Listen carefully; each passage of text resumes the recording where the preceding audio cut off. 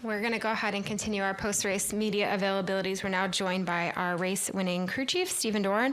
Congratulations, Stephen. Thanks for joining us. We'll go ahead and open it up for questions. If you have one, please raise your hand, and we will get a mic over to you. We'll start down here with Zach, and then go to Davey. Zach Sterniolo, NASCAR.com. Shane getting 4 wins as a rookie this year. It's been impressive to see what he's been able to do. How do you guys take whatever momentum and particularly the playoff points that you guys have collected and turn that into a successful first round to advance and give yourselves a shot at the Roval? Yeah, having 21 points now helps us. We just have to keep getting better at the Oval. 22. Perfect. Yeah, having 22 points obviously gives us a little buffer, but we've got to keep building on what we've been doing at the Ovals. I think the last couple months has shown that we are in the game now, consistently running top 15. I thought our last Oval at Iowa, although it wasn't a great finish, was probably one of our best as far as pace. His restarts are amazing. So I think we're peaking at the right time all around. I think we talked about this a little bit after Sonoma, but the difference that you've seen in Shane before we got to Chicago and Sonoma to where you guys are now collectively as a team, what has that transition been like as you've seen him get more comfortable, and what has that done for the group at the shop? Yeah, I think honestly to me the turning point was maybe the All-Star race, the Coke 600, good runs at both of those, and then shortly after go to Mexico and get a win, and then from that point it just started to roll, and then we get to Sonoma, Chicago, get 2 more. Yeah, we're in a good spot. The teams, we're having fun. Just keep building. We have a great team, pit crew and road crew. Just an amazing group to work with. We'll go over here to Davey. Davey Siegel with SiriusXM. Steven, going into the season, a lot of people were expecting Shane and you guys to win maybe 1 or 2 of these things, right? What were your expectations going into the year, and how did they change maybe after COTA or the All-Star race, or even after you guys kind of got your first one relative to what they were going in? Yeah, I don't know that I really set expectations on wins. I knew that if we executed like we have been, we had a chance at more than 1 for sure. I think the owner's expectations were higher. He said, let's go win all of them. So we've come close. Any other questions? Come down here to Dustin. Dustin Long, NBC Sports. When you are in a dominant position like you guys typically are on these type of courses, it's up to the competition to do some different things. How challenging is it from your perspective to stay ahead of the different darts that are being thrown that maybe are not as traditional? And I don't know if you've seen it. I don't even know if you've seen it. Is the garage doing some different things, or are you guys just better them than at the same formula? Yeah, I think you're alluding to strategy. Yeah, we know there's going to be people throwing Hail Marys a little bit to try to catch a caution or just do something different than us. We just try to stay on offense. I try to keep him where he's always on offense. So, like, maybe the biggest decision today was when to pit in the 3rd stage, and everybody that was on our strategy had come. We were just kind of pacing off the 24, knowing that he was the first one on our strategy, and as soon as it looked like we'd be close to not coming out in front of him is when we pit. Luckily, there was no cautions in between, and then from then on, you're just praying for no cautions, because there were some cars that just ran super long, pitted 10-ish laps after us. So if a caution comes after that, it gets a little dicey, similar to Sonoma, but yeah, luckily it just ran straight through. How much did it play or help you guys that 2nd, 3rd, and 4th just did a 2-stop strategy? So, you know, you guys had the fresher tires at the end where they were trying to stretch things out, and that seems like that's just a huge advantage for you guys. Yeah, I think the advantage came when we started stage 3. I think we restarted 12th and had a group of us that were all on the same strategy. Ross, maybe the 20, and he gapped those guys. He put 10 cars in between us and them. That was probably the turning point in the race where we had a huge upper hand from that point. We had a big gap back to them, and it allowed us to run a little longer than we probably would have. Yeah, just gave him more freedom to do it. Yeah. We'll go over here to the left to Chris. ChrisTimeCatchfence.com. Steve, congratulations. With SVG getting better on the ovals and going back to a lot of the same ovals for the second time in the playoffs, how much of a benefit do you think that'll be to the team? Yeah, I think going back to some of these places for a second time is going to be huge. He's such a quick learner. You look at some of these places like Darlington, the second half of the race, he was honestly a top 10 car. Drove through the field kind of and got a top 20 out of it, but I look forward to going to that place especially. I think we have a shot to run top 10 at Darlington. And then some of these others I think will be a lot better than the first time as well. Yeah, super speedways he's excellent at. So. Are there any Excited. final questions?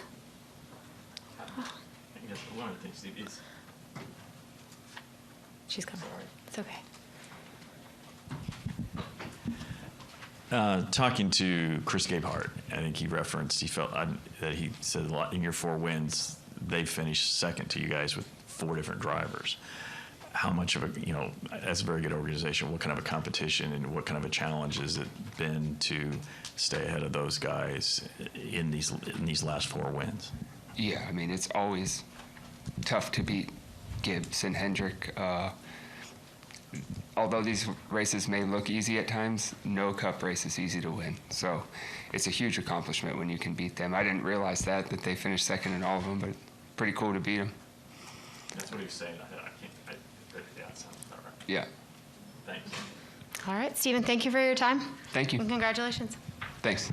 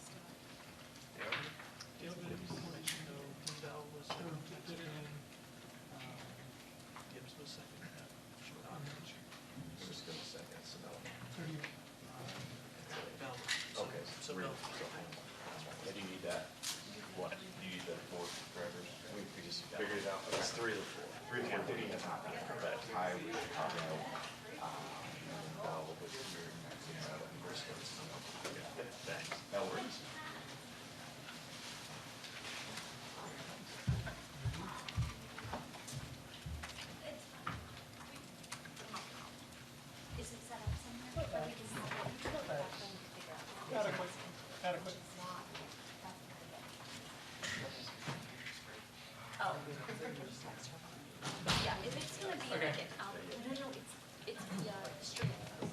If we could get it set up somewhere, we can pop in and do it. I'll ask. Okay.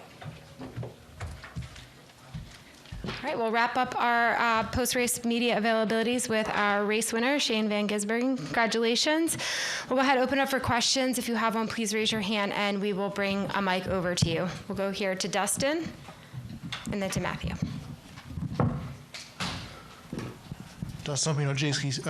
Shane, Stephen was just in here mentioning like how no Cup race is easy to win. You obviously make it look pretty easy. So like from your standpoint, how hard is it for you? Yeah, it's pretty difficult. Like the first stint, Ryan was driving really well and his car looked really good, a little bit better than ours at that stage. And then at the end of stage 2, when all the pitting was happening and all the strategies sort of went their separate ways, I really didn't know how it was going to be. And I just had an amazing start to stage 3, managed to pass people before the tyres got hot and got a gap on all the people that were on the same strategy as me. And yeah, definitely not easy. Like the last stint was okay, but that stint, that's when I was pushing flat out, and yeah, pretty cool to do that. And then you get that tyre delta as well, and I could sort of cruise and know that I had decent tyres if the late yellow came. Thank you. We'll go to Matthew, and then down here to Zach. Matthew Blackley, Race Face Digital. Shane, in the recent Cup Series races at road courses, do you feel like the other drivers have improved and gotten closer to you in terms of road racing ability? I just think they're good anyway, I think the difference has been that I'm with the team full time this year, and I've been able to develop the setup and fine tune it to the way I want. And last year I kind of just jumped in and got the Trackhouse car delivered to Call League, and then the Call League guys would run it, whereas this year I'm all involved in the setup, trying to learn every week, and I really feel like as a team we've been able to tailor the car to my needs, and I think we've gotten better rather than anything else. I think we turn up to the track, we know what our tools are, our tuning tools. I know what I want the car to feel like, and this year, like this Monday, was a really intense meeting, trying to improve on what we had last year, and got here on yesterday, and the car felt night and day different. So yeah, I think it's just us as a team getting better. We'll go to Zach. Zach Sterniolo, NASCAR.com. Shane, congratulations. First and foremost, what are the emotions of this one, particularly, especially after the frustration of last year and how that race ended a year ago?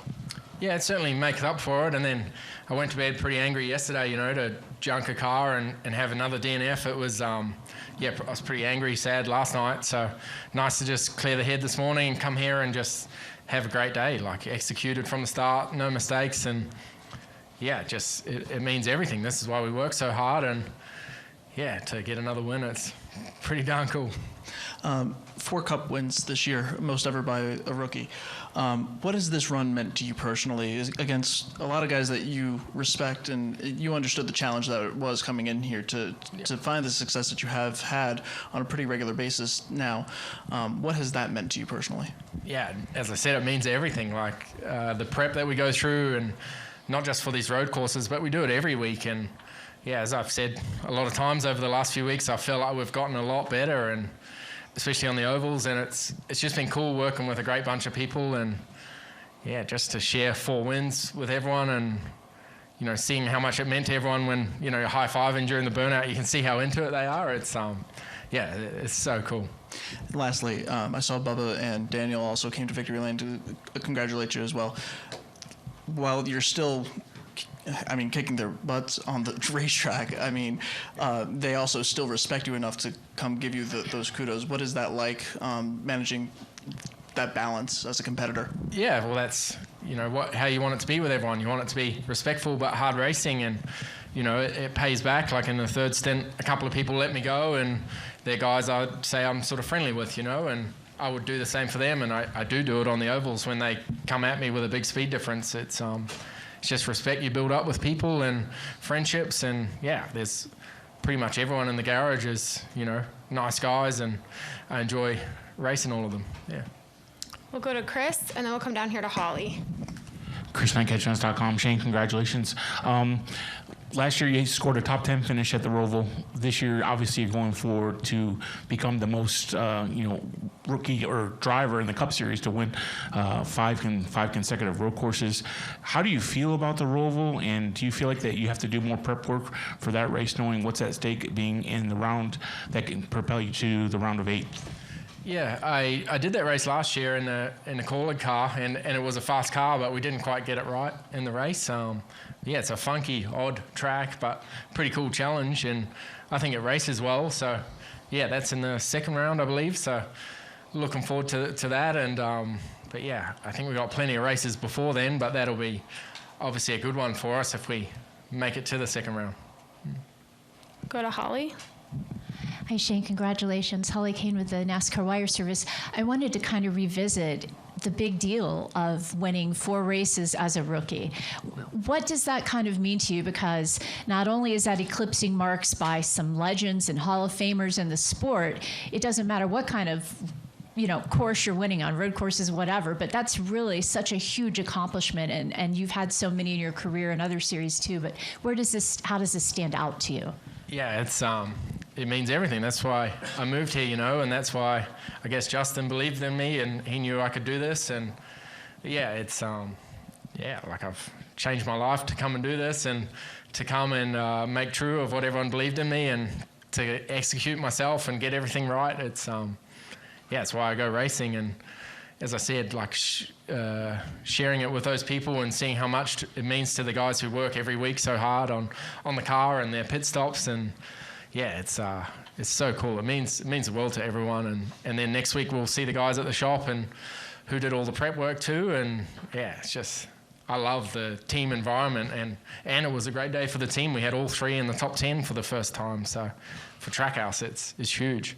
Do you ever sit there and think, damn, this is good? Yeah, it normally hits me, on the plane ride home or 4 a.m. after a few beers. But yeah, I try to reflect on it, but I also try and get to the next week pretty quick as well. And I'll try not to tweet at 4 a.m. tonight, but this morning. But I do nowadays. Maybe I'm too old, or getting old. But I just try and reflect and take in the moment a bit more. And today was really special. Never had my dog in Victory Lane before, and my dad as well. He hasn't been able to travel all year, being sick, and to have him here for the next 3 weeks and have a win with him, it's just really cool to have that moment. We'll come right here in the front, and then we'll go to Davey. Yeah, Andrew Laguerre from the Elmira Star-Gazette. I wonder if you could elaborate a little bit on your dad and when he came here, and wonder had he seen you race in the United States before? Yes, he came to Chicago, and then he came 2 or 3 times last year. But it's been pretty difficult. He lost his wife, my mother, and then his sister, and then his mum a month or so ago. So it's been a really rough run for Dad, and it's hard to support him when I'm on the other side of the world. That's probably why I'm the most homesick, So, and then my sister's moved away as well, so he's kind of by himself all of a sudden. So, it's I try and talk to him every day, and to have him here, and like he was almost in tears too. So, it's really special to share that, because we're a long way from home. Go to Davey. Davey Siegel with Sirius XM. Are you a numbers guy, Shane, that pays attention to all these records that you're breaking and things that you're doing, or is it kind of just, okay, great, move on to the next? Yeah, not really. I think that's kind of an American thing. They love stats here and adding things up. I'm not really, but when I retire, I guess I will be. And but at the moment, no, I just do it. Yeah. Stephen was saying that once you guys got through COTA and then the All-Star race, he pointed to as kind of one of those pivotal moments that you guys were able to figure it out as a team, and they were able to give you what you were looking for in the car on road courses, but also on ovals. Is that kind of a time period that you would point to as well to maybe turn the corner for you guys as a team so far this year? Yeah, I think probably the Charlotte. We had a little test at Charlotte actually before Wilkesboro, and sort of found some things in what I needed from the car, and then it was like a light bulb moment. It was only the race before the main one in Wilkesboro, but to lead the race and kind of feel what I needed and get that flow in the car, it's just, it's a lot about rhythm and car placement, and when you kind of feel it on an oval and get it once, it's like, oh, okay, it kind of clicks, and that's been happening more and more, and Stephen's really good, and Josh Williams, also my spotter, and letting me know what people are doing and what I need to do, and the weekly meetings we have, it's been great. I think we're making big steps, that's for sure. We'll come down here to Zach and then to Dustin. You mentioned you feel like you guys are making big steps. Playoffs are only a couple of weeks away at this point. As you look ahead to that, where is your focus? Is it the tracks within that first round? I know you've talked about how much you look forward to getting back to Darlington. Is that the priority for this 88 team as we get to this part of the season? Yeah, and probably the one would most be worried about is Bristol. Like I ran terrible there. It was Bristol is so far from anything I've ever done, and that's a really tough place. So that's probably the biggest worry. But Darlington I feel fine, but I think you just have to have, especially now we have a lot of points too, I think you just got to have 3 solid weeks, and you might get through. So we just have to play the averages, make no mistakes, and make sure we're in a good spot every week, and who knows how far we'll get. Coming to Dustin.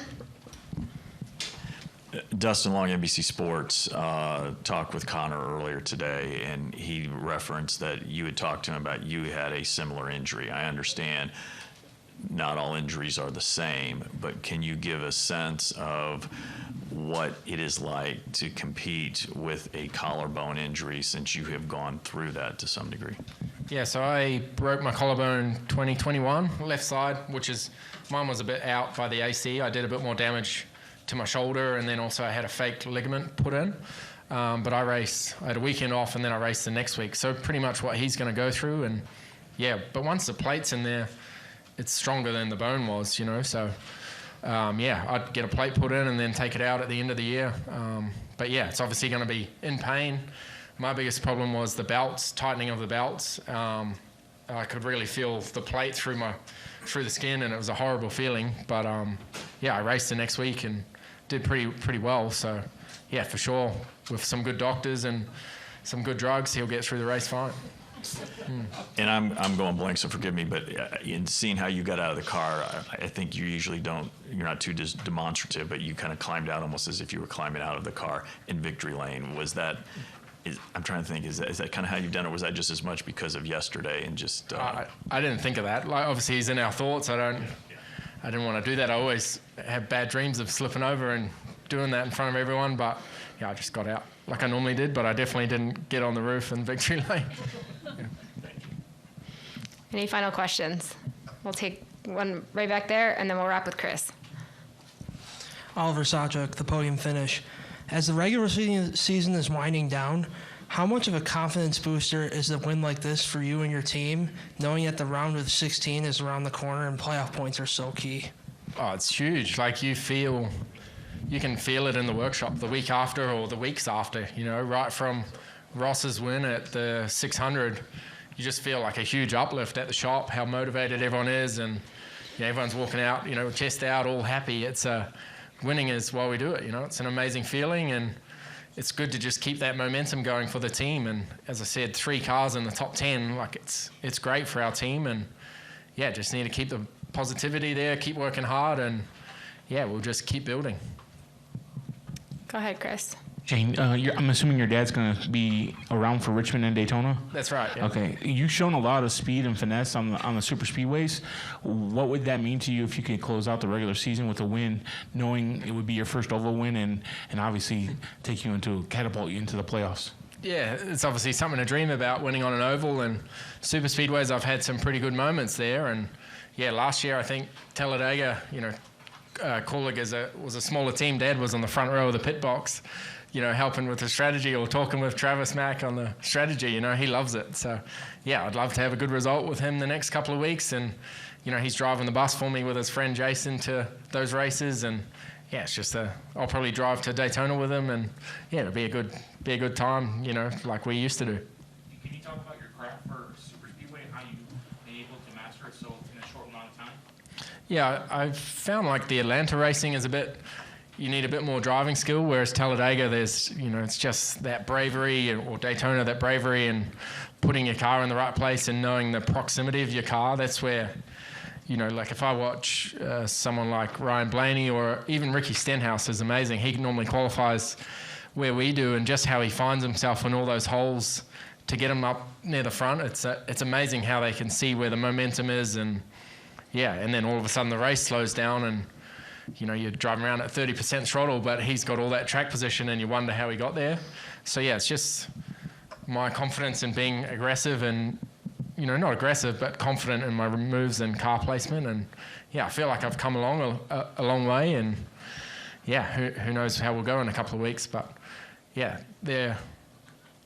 do and I don't enjoy those super speedway races. I love the technicality of them, but we're also like lambs to slaughter. And sometimes it feels like just getting ready for the field to grenade. It's fun, but it's also not. All right, Shane, thanks for your time today, and congratulations on the win. Thanks, everyone.